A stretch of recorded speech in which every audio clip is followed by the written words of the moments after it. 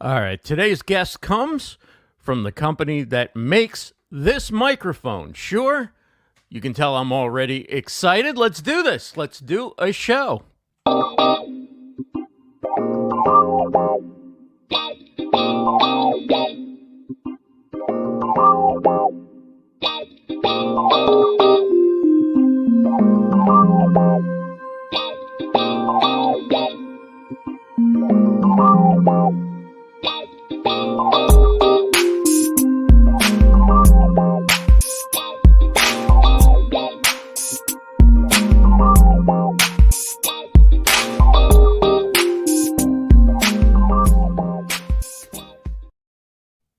Welcome to StreamYard Connect. I'm Ross Brand. Hope everybody can hear me and see me. I am using a different computer, but that hopefully won't affect anything as we get started here. Episode 55 of StreamYard Connect. We're here every Wednesday, 2 p.m. Eastern on Facebook, YouTube, and Periscope. We're on the StreamYard Facebook and YouTube channels. So thanks so much for waiting. Getting started a little bit past the time today, but we got started before Facebook timed us out, so that's all good. Speaking of timed out and rules about when you need to go live, LinkedIn Live is now allowing scheduling. So no longer do you have to go looking for your own broadcast once you go live and send people to your profile as the only possible destination, even though your profile doesn't actually play the video on it. So they have to click your recent activity, click your posts, and then perhaps get to your video. There were times I couldn't find my own video to check the comments before StreamYard was bringing comments into the platform. So now you can schedule on LinkedIn Live through StreamYard. There was one way to schedule. It would be doing LinkedIn events, but that was a more complicated process. Now scheduling for LinkedIn is essentially like scheduling any other platform. And Gage Vandentop, the CEO of StreamYard, put together a video that'll walk you through real quick exactly how it works. Hi, my name's Gage and I'm one of the founders of StreamYard. I'm very excited to announce that LinkedIn Live now supports scheduling.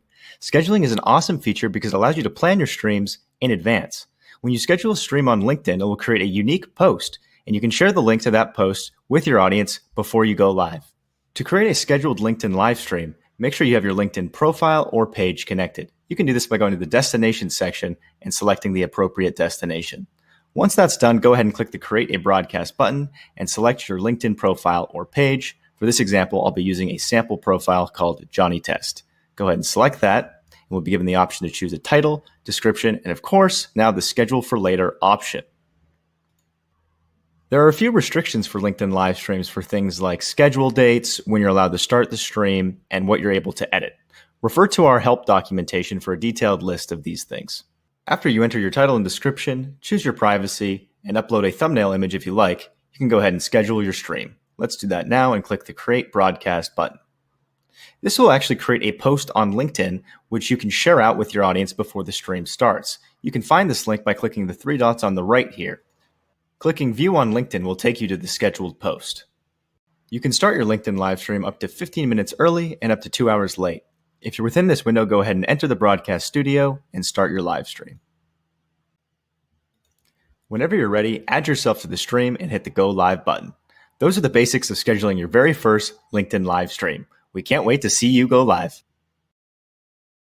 All right, thank you, Gage. So that's how it's done. It's very easy. It's pretty much like scheduling any other broadcast. If you multi-stream, you just click LinkedIn as one of the destinations. As long as you've applied to LinkedIn Live, you've been accepted, and you've already authorized that as a destination within StreamYard. What's interesting is you cannot change the title within StreamYard or within LinkedIn, I believe, once you have set the title for the video. So that's a little bit different than the other platforms, but overall it's similar. When you are getting ready to go live, if you have any questions about the rules, check the support page Just really a couple clicks away, and you'll find out any other information about it. But it should be pretty seamless to add it as a destination and go live. As I mentioned earlier, we have Laura Davidson will be joining us from Shure in just a few minutes. She is going to talk about some new microphones, particularly the MV7. This is probably, at least from what I've heard, and I haven't heard them all, who knows what else is out there that I'm not aware of, but it is the best dynamic USB mic I've heard anybody use for live streaming and podcasting. I can say that without any question. I was a huge fan of the Samson Q2U, which was a dynamic mic that I used the first couple of years. Clearly, Shure makes a professional level broadcast mic with the SM7B. Now they're moving towards that, and maybe they've achieved it with this new microphone, the MV7. You can use it both USB and XLR, and there's a link in the description to Shure's page, and you can check out all their different mics when you have a chance. So Laura Davidson from Shure is coming up in just a couple of minutes, but I wanted to talk about a trend that I'm seeing a lot more, and I think it's a very exciting trend, and that's people in TV using StreamYard. I'm not talking about people who were on TV on the news once commenting about a fire down the block. I'm talking about somebody like this woman here, Madeline Smithberg, who is not only an Emmy winner and two-time Peabody Award winner, but she produced Late Night with David Letterman and was the co-creator and executive producer of The Daily Show with Jon Stewart. So this is somebody who's worked in national TV networks at the highest level. Now she started her own cooking show. It's called Mad in the Kitchen, and it's Mad in the Kitchen with her name's Madeline Smithberg, as I mentioned, and it's been exciting. She's already been featured on the Today Show, and she went viral with one of her YouTube shorts over the weekend. And what I'm hearing and seeing from people is that they love the ability to quickly bring on guests from multiple locations now that we can't all be in one place, but also the ease of doing multi-camera shoots, such as you have maybe one camera is your primary camera, another camera might be a phone or a webcam, or you might have a couple of professional cameras. However you do it, the ease of bringing both cameras into one shot into one dashboard through StreamYard is really what is motivating a lot of this, and it's amazing to see what people are doing with these features. And let me just show you here.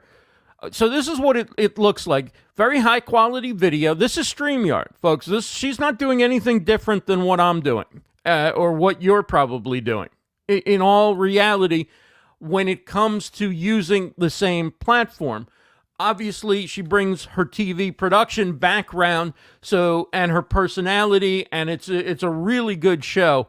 But this is where things are going, and TV people are becoming interested in what content's being created on StreamYard, and they're also interested in using StreamYard for their own shows, particularly during this time. And here she is featured on the Today Show. So that's the Today Show, and that's StreamYard. Today Show, StreamYard. Today Show, StreamYard. Not bad. So she's come in front of the camera. She's doing her own cooking show, sharing her recipes and passions and humor. And like I said, doing multiple camera angles, bringing in the remote guests.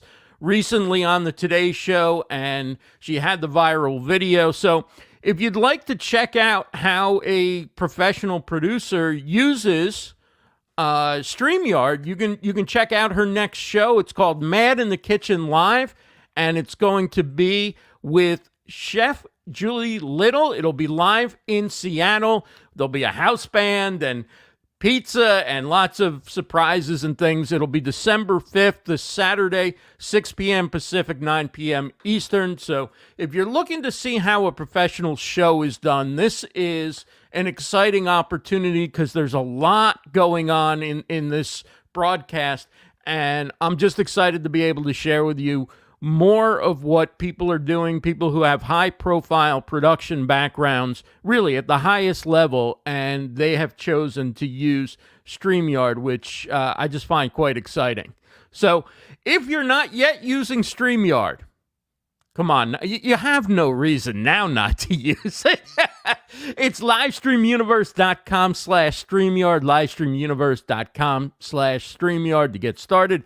Try out all the basic plan features, all the paid features, and see what it's like putting on overlays and backgrounds and using your own branding, putting your own logo on, being able to multi-stream. All those different things are available. If you decide to go with a pro plan, you can save some money by using this link as well, livestreamuniverse.com/StreamYard. This is StreamYard Connect, and we are here every Tuesday, every Wednesday, Tuesday, Wednesday. You know, with social distancing, it's so easy to forget what day of the week it is because basically I do the same thing 7 days a week. The show is Wednesdays at 2 p.m. Eastern. Let's move on to our next segment, and we are going to talk to Laura Davidson from Shure. She is the lead retail market development specialist. She's also a singer, songwriter, and guitarist. She was actually a background singer with Howard Jones, who was an 80s synth pop, maybe you would call it, musician. And she actually sang backup on his tour. So she's got some amazing credentials in the music industry, but she's been a leading professional for Shure in working with the podcast and the live streaming community and explaining how the products work, how you can get good audio. She's spoken at a lot of different conferences, and she's been a guest on live stream deals before. Now I'm thrilled to welcome her when she's ready. I'm not seeing her video at the moment, but when she's ready, I can't wait to welcome Laura to the broadcast. Meanwhile, why don't I play a video quickly that this is the first time she tried StreamYard. Okay, she had never used StreamYard before and wanted to test one of her microphones out. And I took some clips from this and put it together. I was going to play it once she came on, but why not, while we have a minute, take a look at it now. Thanks for tuning in if you are here. I'm just messing around on here to check out this sound setup with my MV88 Plus and something called StreamYard. This is too cool if it is, because I can bring other people into the broadcast, and then we're just going to have endless amounts of fun. Does it sound all right, loud and clear? Because that's fun. Yes, excellent. This is too cool. I can invite people to come on here, and I can have like a whole live cast party.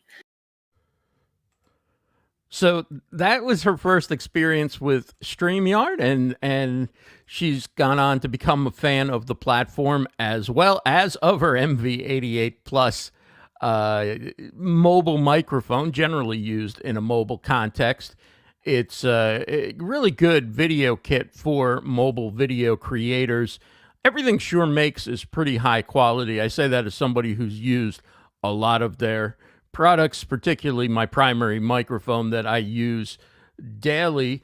I just want to check to see if everything's okay with Laura and see if she's able to get back in.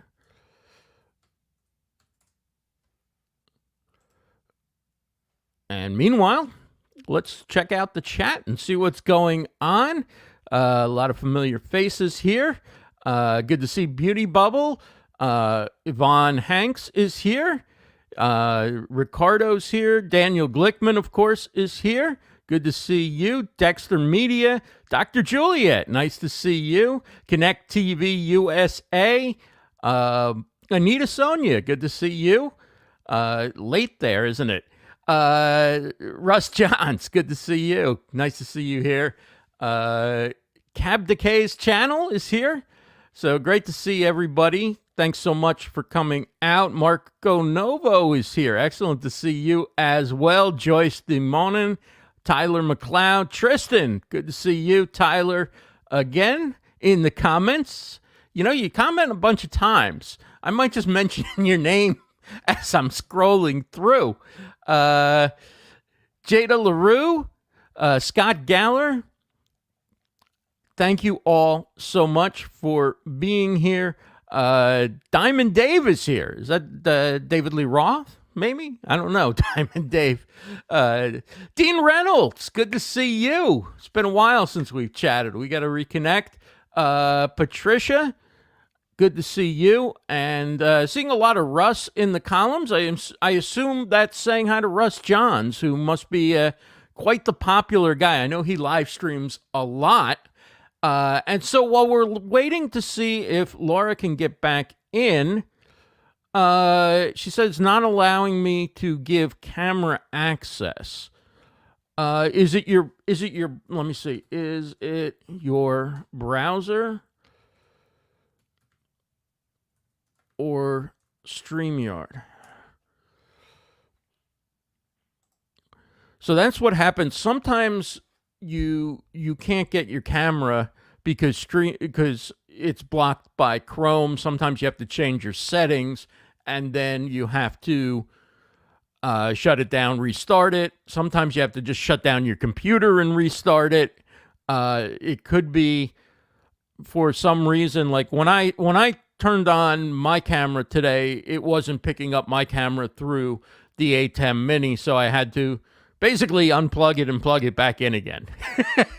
I learned that about 20 years ago from technical support. When something doesn't work, unplug it and plug it back in, turn it off and turn it back on. So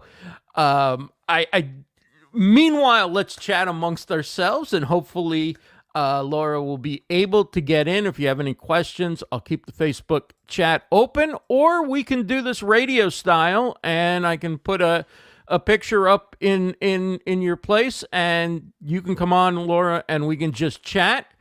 And Tom Pittman says, I adore Shure microphones. We've used them since the late 1970s for our band. They sound great, and they last forever.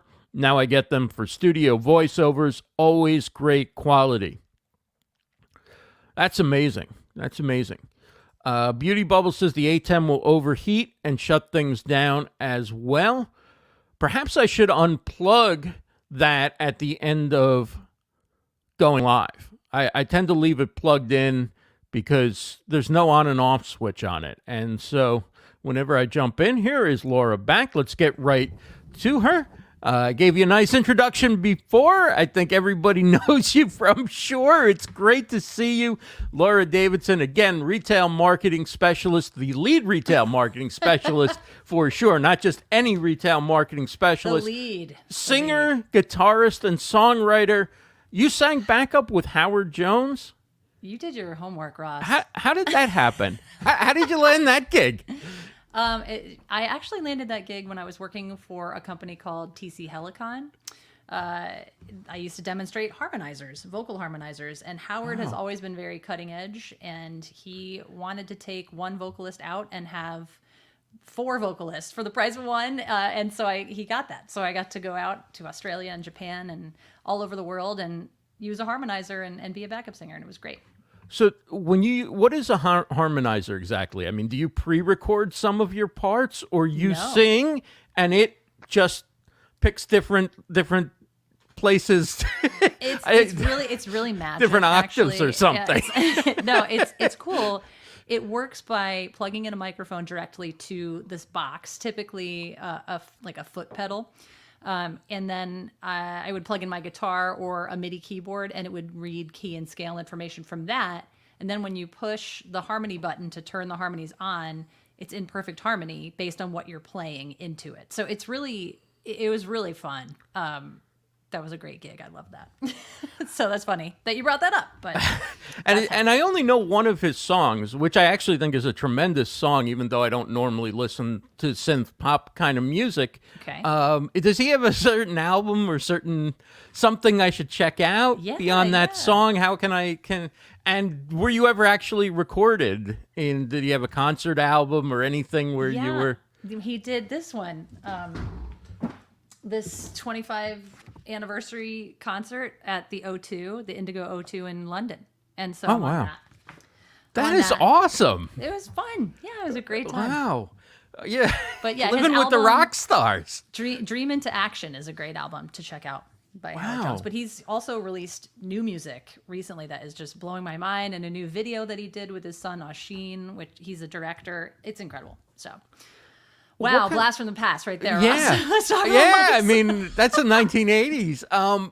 What kind of music do you play as far as your own content that you create? My music is kind of like Sarah McLachlan, Sheryl Crow, Sarah Bareilles, singer-songwriter style with heavy piano influence. I got my stuff behind me. Right. Yeah. I'm blessed to work in an industry that encourages me to keep making music, even though I'm, in market development. I still get to make a little music every day. People are saying that your volume's low. I'm hearing it fine. Can you bump the gain a little bit? I certainly can. We can do that in a number of different ways. I'm going to do it right here. I can also do it from in here, but I figure you being an audio pro, it'd be better to let you do your own audio than me mess something up for you. I'm actually going to open up the Shure Plus Motive desktop app and adjust my gain right from there because look I realized, at that. Yeah, that I'm in auto, so that's why. All right. Is that better, people on the interwebs? People on YouTube and Facebook, and if anybody's also on Periscope. Can you hear me now? So Dr. Juliet says it's loud on my end. Yvonne Hanks says she sounds great. Fantastic. Charlie Matthews says she sounds great on my side. Sue Ann says she listened to Howard Jones in the day. So cool, he's still producing. Yeah, he's rocking it, man. He's like, what, 60? Oh, I shouldn't tell him. I won't reveal his age, but a Wikipedia search will show you that, I'm sure. But yeah. Still looks 25 on the album cover. He really does. He does. How do rock singers do that? How do they do that? No, he doesn't do any drugs. He's actually quite a purist. He would kill me for saying that. No, he takes very good care of himself. He's a vegetarian. He might even be vegan. I can't remember if he took it that far. So yeah, he takes good care of himself. That's the secret.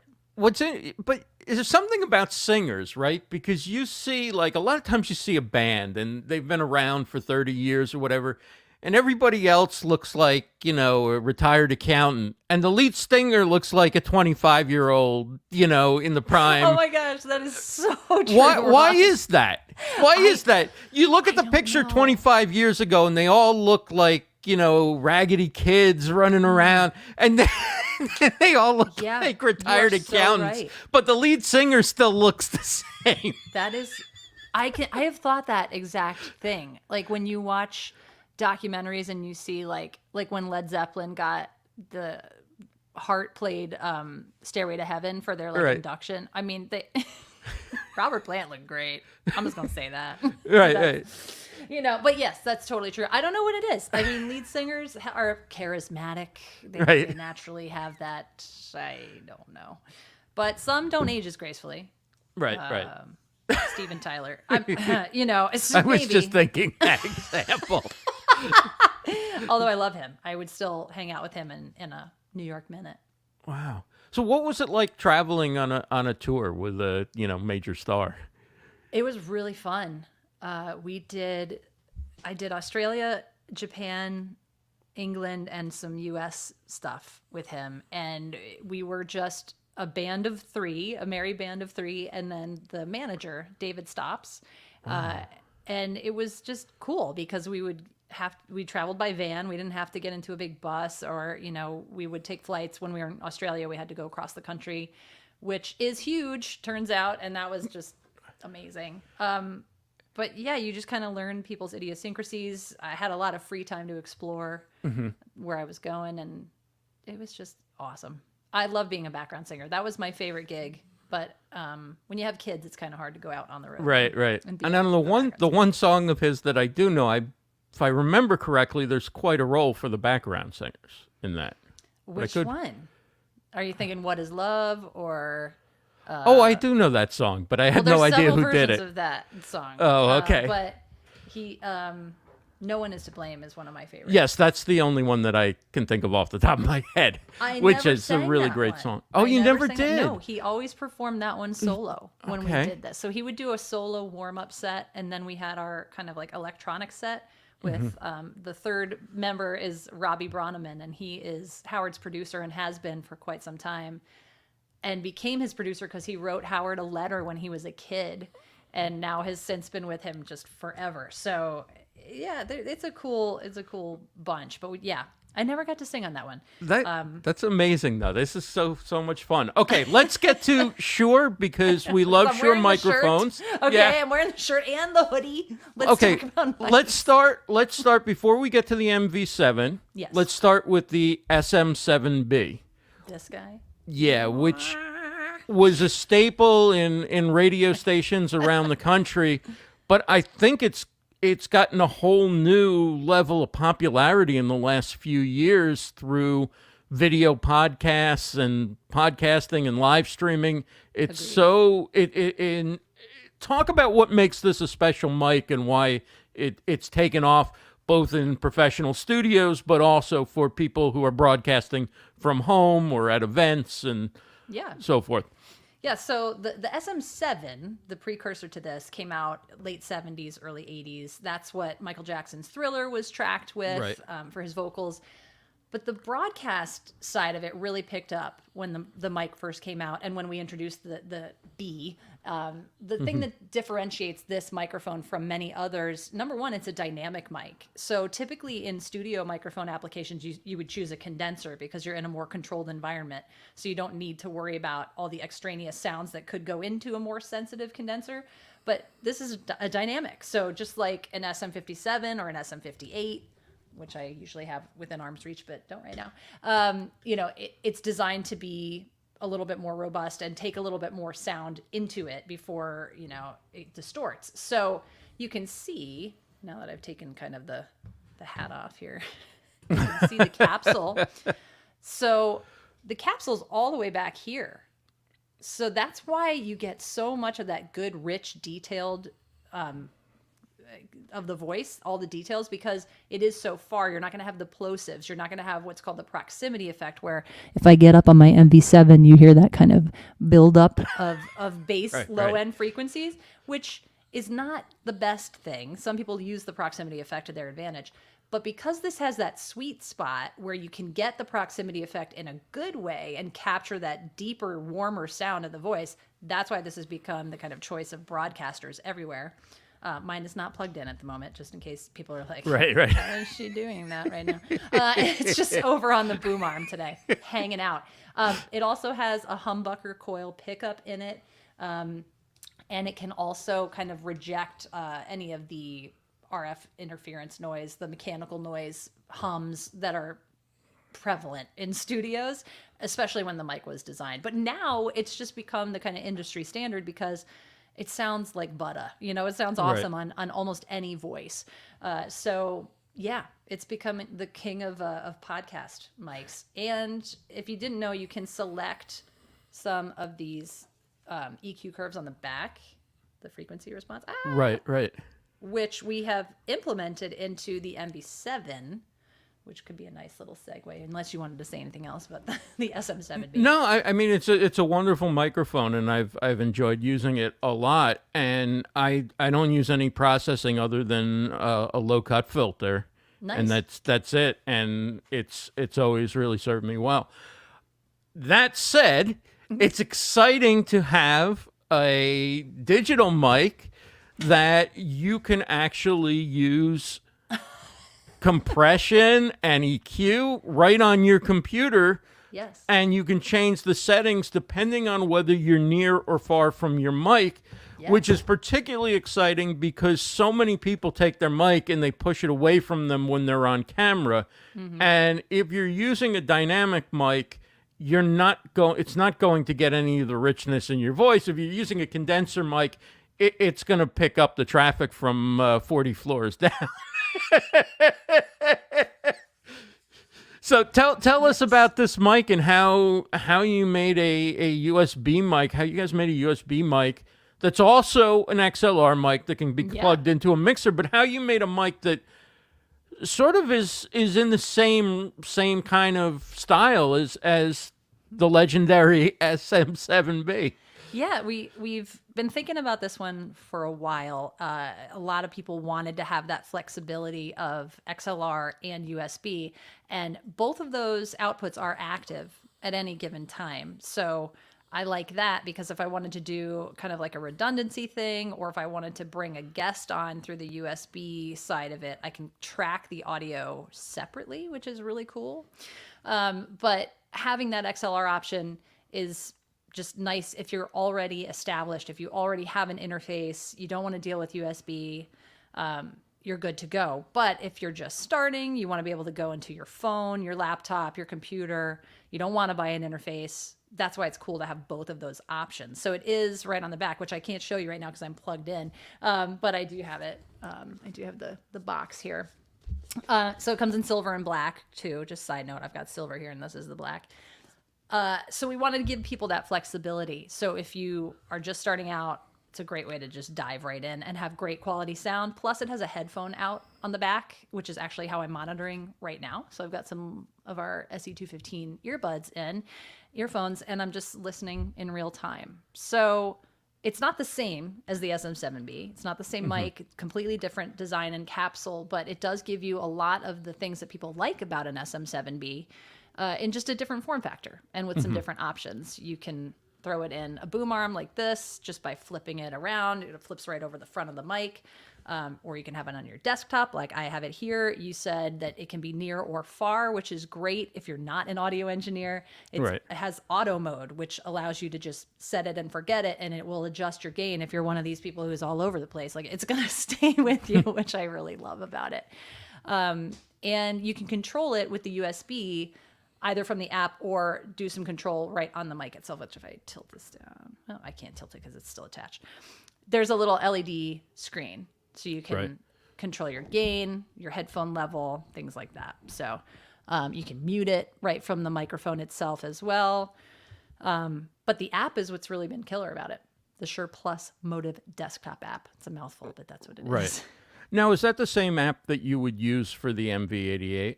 It's actually different, but you can use the MV88 Plus in the desktop app. So I keep calling it desktop app for a reason, because before the Motive app, which you're referencing, you had to control it via the device. So you had to plug it into a phone, right? Which I'm going to show you right here. And now you can control it on your computer. So I love that. Can I share my screen so I can show you that? Yeah, you can. There's a screen share at the Do you bottom. trust me? Yeah, go ahead. You can click screen share at the bottom. Okay. And then you can bring it up.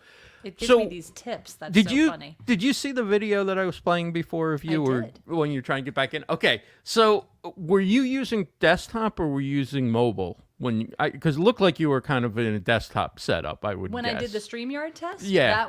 That's my other setup over here, and that was with my NV88 Plus. So that was going directly into my computer, but I had set up the 88 Plus on my phone. Oh, okay. Yeah. Sounded good. Oh, cool. Thanks. Let's see if this. Chrome has lost permission to capture your screen. Well, that's unfortunate. There are like gremlins in my machine. I tell you what, Ross. All right, well, forget that. We don't have Jada says Laura's sound is just smoother, like you're listening to someone in the room or on the phone. You can tell Ross sounds like he's on a mic used in radio. Yes. Well, it was a mic that I used in radio. It is, yeah. You kind of get used to that. There's definitely differences between podcasting and live streaming and radio and in what you want in your audio, which raises an interesting question. Yes. A lot of people do, like I say, I'm not using any processing or anything to boost my voice or change it. This is just how I sound out of the box. But is there, some people are going a long way to try and get a radio sound, right? Yeah. They're using a lot of effects and things. Why is it that radio has one kind of sound, but when we're podcasting, we tend to go for a more natural sound? Well, I mean, radio tends to be more compressed, especially these days, just because they're trying to squash so much different stuff into that signal to be, as powerful as it can be. But I don't know why. I think it's funny because when I listen to things like NPR, they've been doing podcasting for like 100 years. I mean, if you think about it, NPR is one big podcast. But you're right. It sounds different. And I think with podcasting, you want to capture some of that ambiance and give it that kind of gritty vibe that lets people know that you're doing it on your own, and it lends to the feel. Something with the MV7, because we were having all these technical challenges earlier, I couldn't really get it where it would normally be, and this is where it would normally be. So Jada, do I sound as good as Ross now? Because now I'm up on that mic. I Do think sound she like was I'm in saying, radio? I think you're saying you sound better than I do. Which is, No, I think that was was she? the point of it. Oh, You well, sound I mean- smooth like you're right in the room. Oh, okay. So- Well, so one of the benefits though of this mic is that it's meant to be used in a less than perfect acoustic environment, which we are all dealing with every day, right now. Because it is a dynamic, condensers are much more sensitive, just inherently in how they're designed. So the dynamic blocks out more of the reverberation of the room. So that's the reason why this is a dynamic mic and why the SM7B does so well with that. But yeah, you can really play around with it and get it to be that much nicer. Yeah, I mean, I think this is also one of the best mics for being in a non-treated for sound environment, right? 100%. You see, which is why so many radio stations use it, because in talk shows there's multiple people in the room and you're going through papers and you're on your computer and all, and if you had really sensitive mics, it would just be so much bleed through and it would be uncomfortable to listen to. Indeed it would. It's just, even a treated studio, if you have a lot of people in there or you have a lot going on in there, is not the same as being in, a vocal booth where you're recording voiceovers or singing or something like that. So it's interesting how different mics are used in different situations. I think the mic that you're talking about is the MV7 is a great option for people who are intimidated by audio interfaces and mixers, or they just want to have a clean desk, because now you don't have to trade down on sound.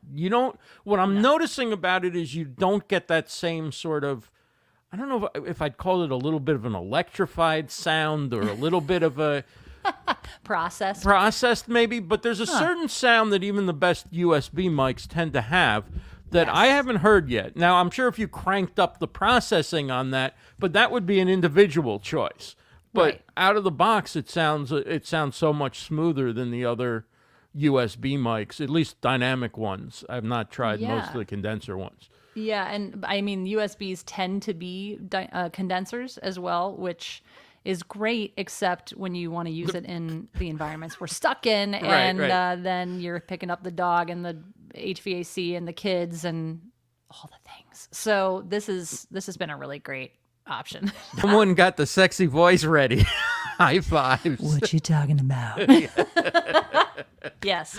So I do like that you can play with this mic. It's not just for podcasting. It's for recording music. It's for streaming. If you're a gamer, if you're doing Twitch music, this thing rocks for that. So, anybody that wants to use it can use it in a number of different ways. If you don't want it to be in your shot, put it in far mode like I have it, and then you can be this far off. But if you do want to get up and close and personal and not hear any of the room around you, just get closer to the mic.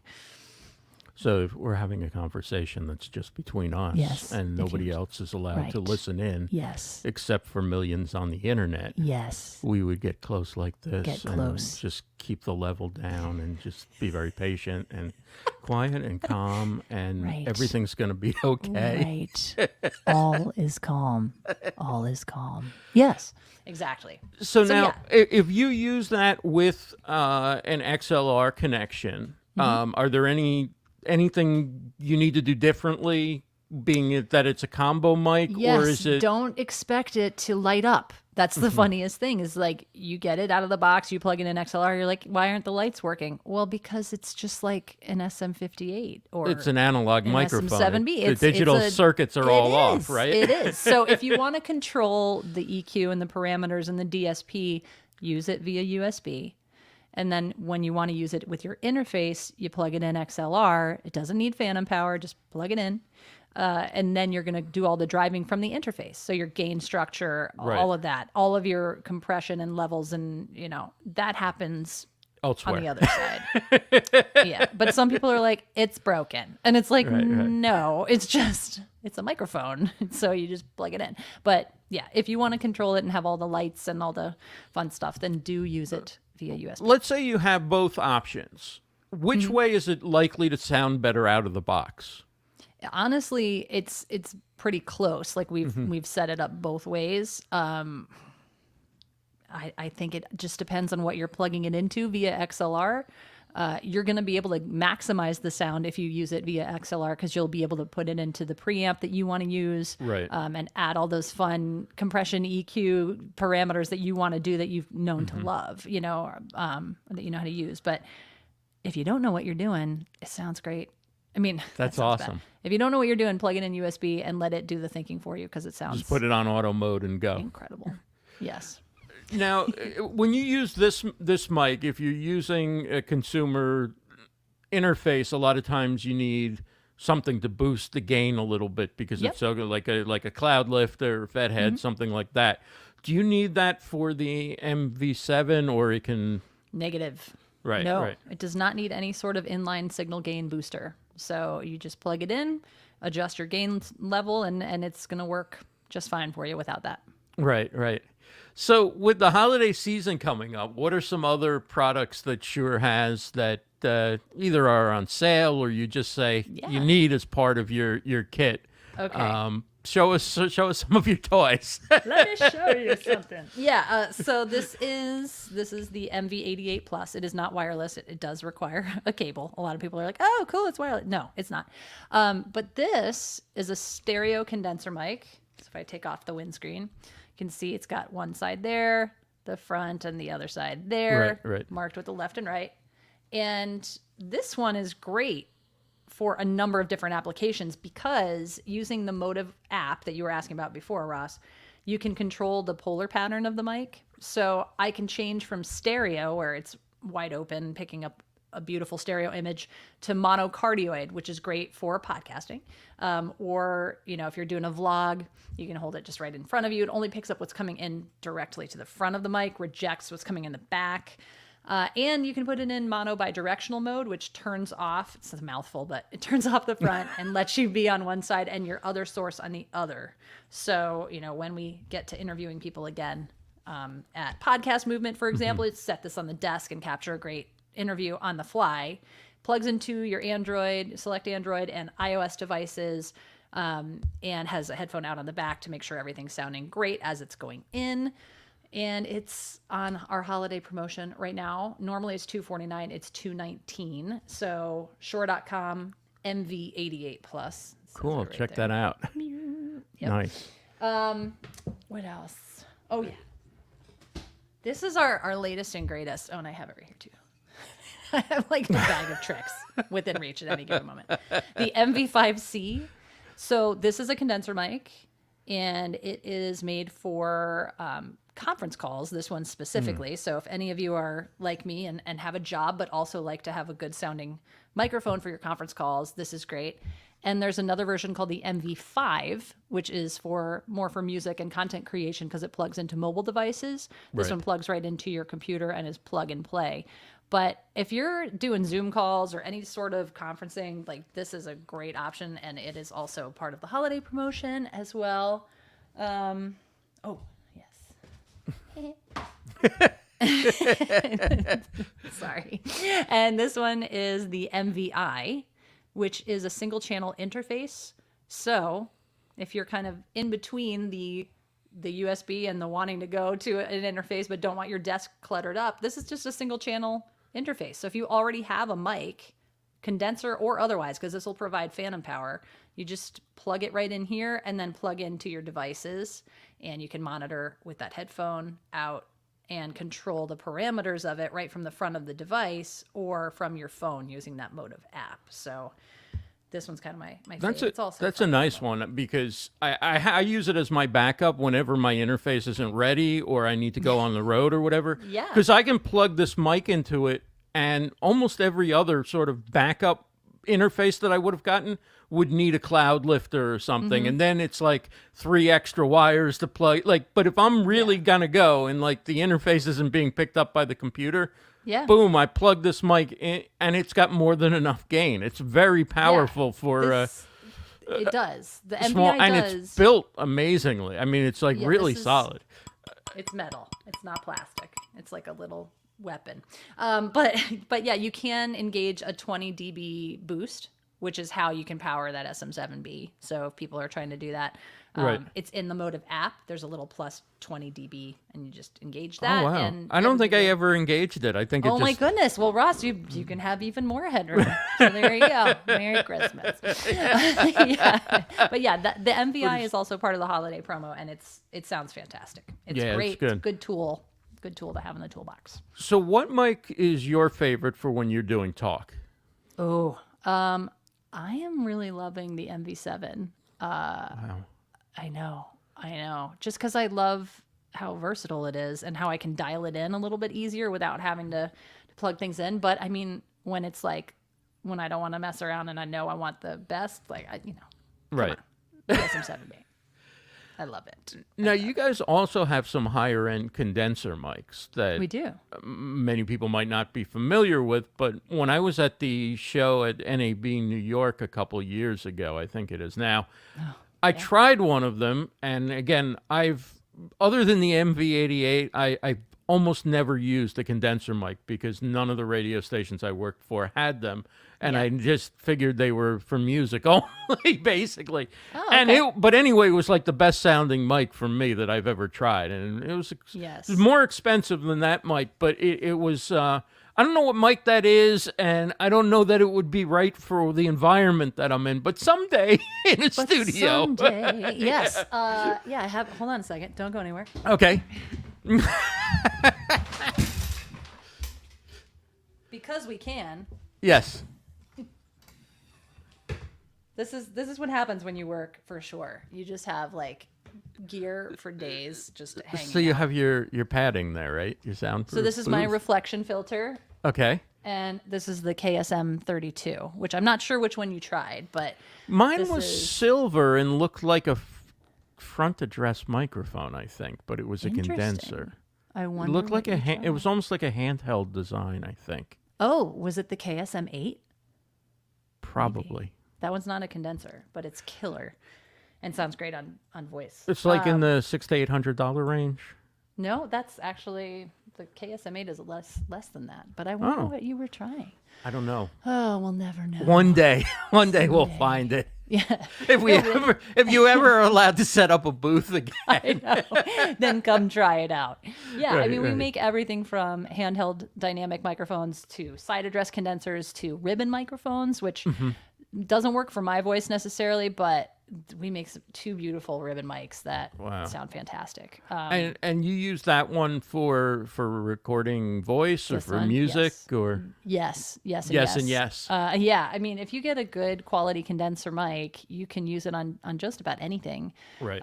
These we recommend for overheads on drums, strings, vocals, acoustic guitar. I just tracked acoustic guitar on it the other day. I love this mic. Right. And this one, just on the back, it has some of the roll-off patterns like the SM7B. Oh yeah, Tom, you have the Super 55. It is gorgeous and it sounds delightful. That's the one that looks like the classic microphone. The with Elvis the tilt. mic. Yes, Yeah. yes. Oh God, where'd mine go? Yes. I don't have all my toys. Oh man. I want to come over and play. This is know, right? awesome. I have so many things within reach, but I don't know where that one is. That's fine. Oh, here it is. Ugh. Yeah.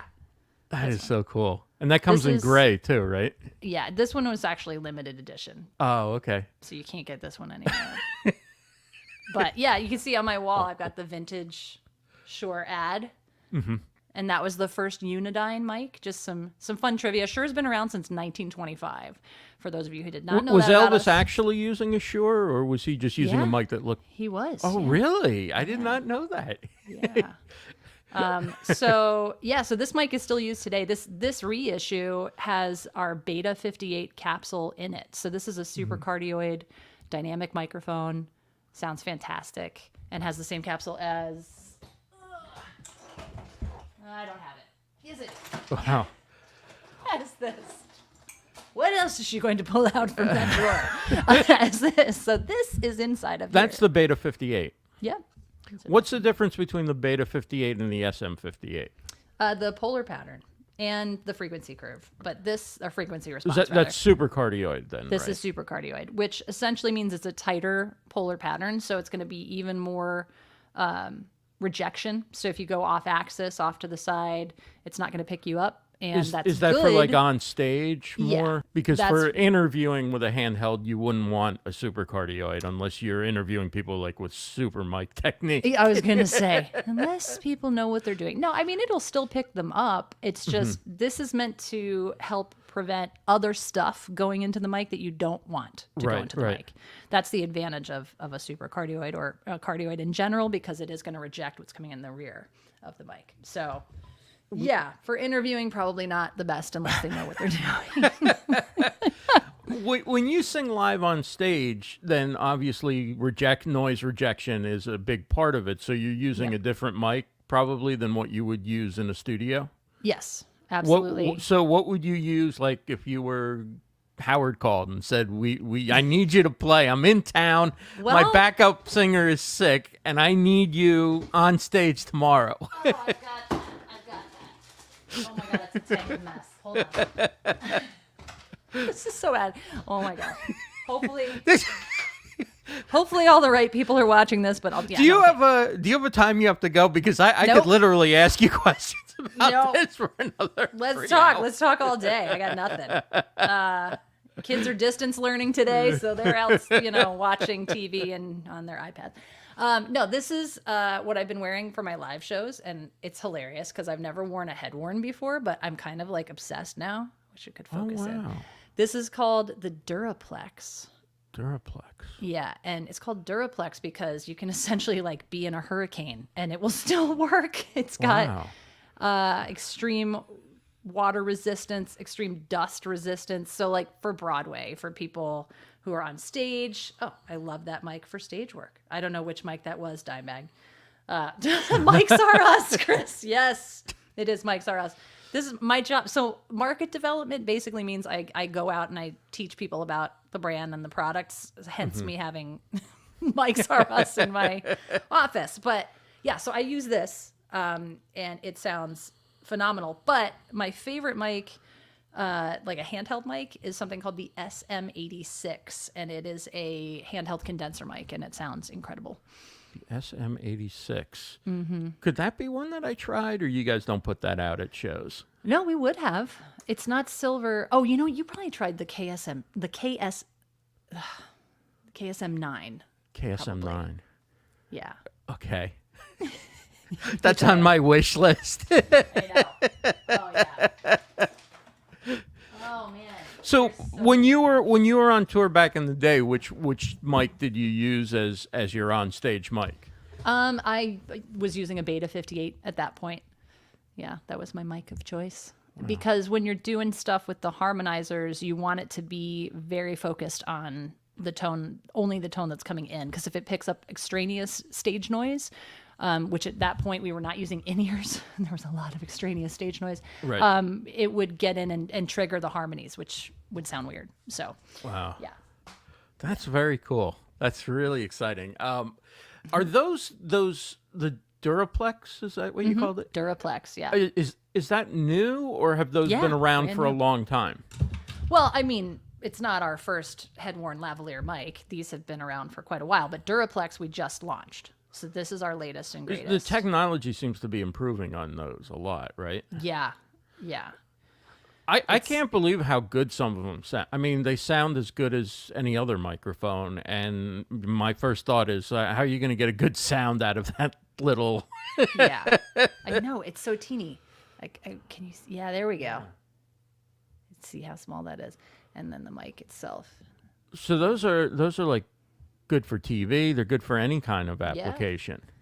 Yeah, but since I do live looping when I perform, this has been a game changer because I was beholden to staying here and, playing my guitar and trying to loop all these sources and look down at my feet and see it. And now I just put this on Right. and I'm free and I can look wherever I want and the mic stays with me, which is Phenomenal. good until you have to burp. But other than that, it's been fantastic. But girls never burp, right? So Right, never. never happens. It's never happened. never ever. So that's what I'm using now. And so if Howard called, that's probably what I would use on tour. And I use it with our SLXD wireless, which is our latest wireless system, which is over there. Okay.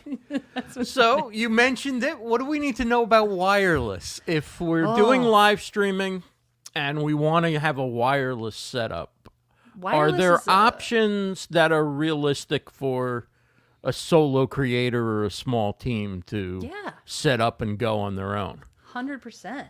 Yeah. Dang, I just kicked that bag across the room. More toys. Yes. More toys.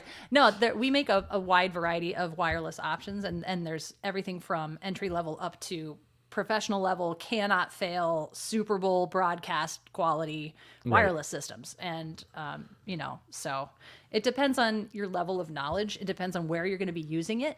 If you're going to be using it in your home and you're not going anywhere and there's no other concern for other wireless stuff in the region that's going to interfere with it, then you can go with something simple. Like we make something called GLXD, and that operates on the 2.4 gigahertz frequency range, as opposed to the wireless, which operate in the 600 megahertz. Right.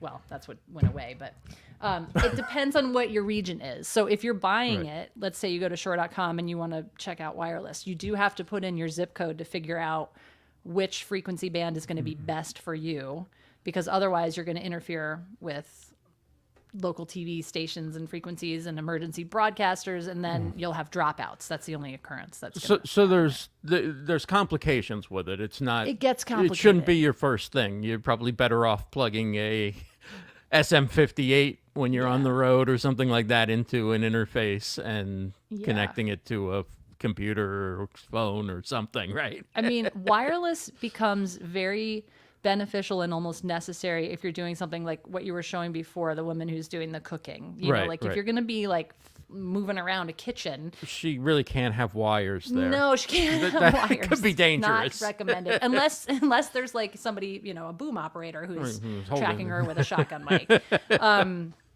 But that's when it becomes key. If you're doing something that's really dynamic and you're all over the place, go wireless. And there's ways to do it that are not intimidating. I'm making it sound really scary, but it's not. But it's just, you have to think about a few more things. And I think people think wireless, there's no wires. Well, no, you still have to plug the transmitter and the receiver. That receiver still has to get plugged into a mixer, an interface, or whatever you're going to. So there's just more different parts. things, more parts, more things to consider. But if you are in one place all the time, it's a fantastic option if you need that flexibility to move all over the place. Right. Well, thank you so much. This has been a lot of fun. You're welcome. Thanks for bearing with me when my computer No, thanks for exploded. bearing with me in this setup. I didn't realize I had you muted, and I'm telling the audio specialist, "Oh, you got to check your interface. Did you set your in and your out?" And like, I'm trying not to. I'm trying to respect. She Yes. works for Shure. At the same time, I'm like, I can't figure out what it could be. I did everything. But what happens is I come into StreamYard and I leave it open as I'm adding different elements to the show. And of course, I might be talking, I might be on the phone or whatever. So I started muting it just in case. Oh no! And you hit the wrong button or something. So you could so hear me. I that's- couldn't hear you. I was like, why can't I hear? Yeah, What is so that's happening? something I got to add to the checklist to unmute myself. I've done that twice Yes. now. Yes. Well, But and at least I test, did it test, before test we went live. it. Yes. Yeah, definitely. Well, this has been great. so much fun. I think all these mics are awesome. I love what Shure's doing. The MV7 is just so cool. It's just so cool to have a USB mic that is a broadcast studio style microphone that can do so much, and it comes with the processing. You don't even have to figure it out if you want to add some changes to it. Put this on your wish list, peoples, and get it from Shure.com, okay? Because it's there. It's there for you right now. Black or silver. Yes. Sounds good. Thank you so much, Laura. Great talking Thank to you. Ross. You too. So that's Laura Davidson from Shure. What a fun conversation that was. Always great to talk to her, and so much fun checking out all those different microphones. Let's get to the remix quickly. Last week we had... Who do we have on? We had social media person on. We had Louise McDonald and her fantastic new planner that's coming out. And we talked about the fact that she uses a term called remarketing, where other people often say retargeting. And so I asked her what she meant by remarketing. Was it the same thing? And this is how it went. You like the phrase remarketing, right?